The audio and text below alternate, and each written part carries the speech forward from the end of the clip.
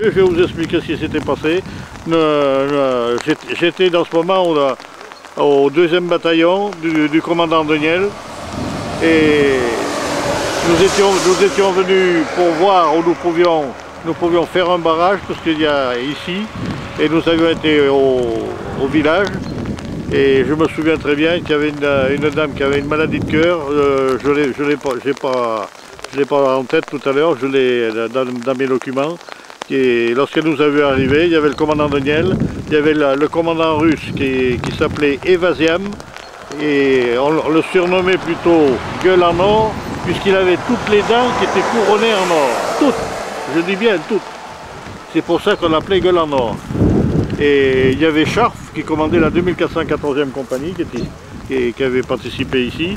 Il y avait les MOI et il y avait la compagnie dont j'avais fait partie, la 2403 aussi. Et alors nous avons vu où on pouvait attaquer, où on pouvait se replier surtout. C'était le repliement, parce que c'est bien beau de faire des barrages, mais il faut pouvoir se replier. Alors ici nous avons un chemin qui montait à Monton-Marchand.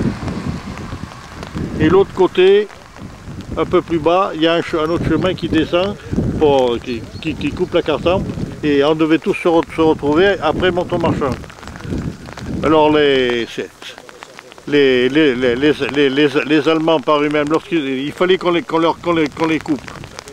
Alors on les a coupés, puis on a laissé passer une dizaine de camions et de chenillettes, et de ce qui les a réellement...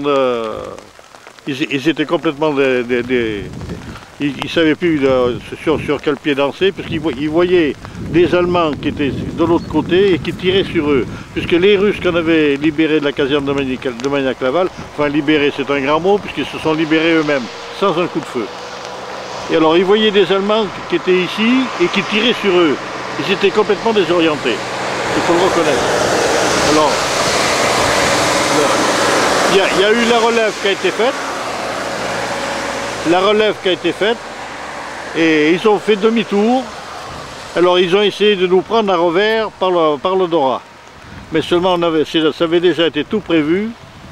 C'est que en passant par le Dora, toutes les routes étaient coupées par les arbres.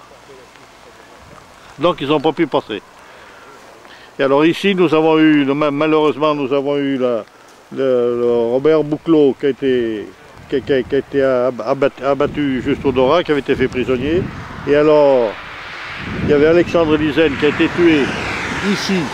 Je me souviens, il a été tué en plein sur la route, c'est moi qui ai été le chercher, qui l'ai ramené, qui l'ai tiré, puisqu'avant il y avait une carrière qui était ici. Le virage a été coupé. Le Russe, lui, lorsqu'il a fallu décrocher, il s'est trompé, il est parti sur le village du Petit Confolens. Il a perdu ses compagnons. Alors quand il a vu que la colonne redescendait au Stenbacher, c'est la colonne au Stenbacher qui descendait, il a pris peur, il s'est tiré une rafale de mitraillette dans la tête, pour pas être repris. Voilà la raison. Le premier acte de résistance a été dans la forêt de Rochechouart. Et de la forêt de Rochechouart, nous sommes partis à Chabanais pour